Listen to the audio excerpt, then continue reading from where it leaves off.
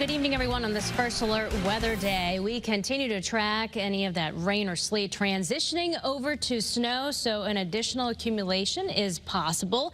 And certainly if it sticks to the roadway, travel will be impacted. So while some roads will be wet, some could be a little slushy and slick. And the greatest chance of that happening is where we have the winter weather advisory in effect for northern Litchfield, Tolland, and Windham counties through tomorrow. So keep that in mind. Now, if you're not under advisory, that doesn't mean that there can't be slick spots in your county. So in terms of the additional snowfall amounts, I would lean towards the lower end of this scale right now, but nonetheless, an inch or so, perhaps slightly higher than that across the hills. Otherwise, it's a coating and a maximum of like about an inch. Then you get down towards the shoreline and probably nothing at all.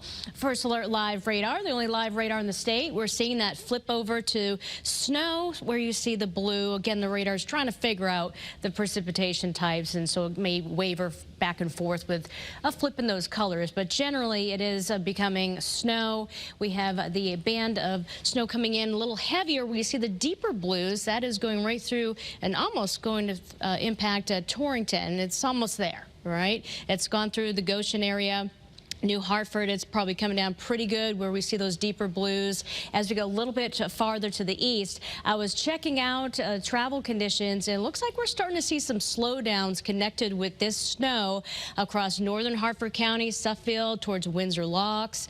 We're seeing that snow coming down at a pretty good clip, probably creating some slick spots out there. As we pan farther to the east, you're also seeing that switch over to some snow across the northern portion of the northeast quiet corner. And all this precipitation is going to be shifting southward and expanding over time.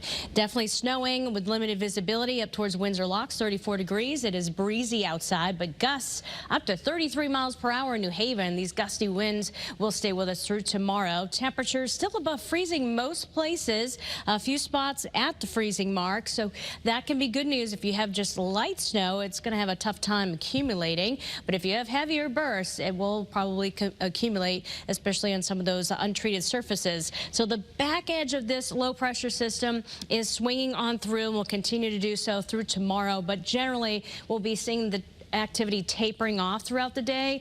Showing you another zoomed in version of First Alert Futurecast. There's that expansion of some of that snow farther southward past midnight, but then we get towards the morning commute. Not a whole lot out there, but you know, it's like kind of like the damage has been done. There could be some slick spots, especially across the hills.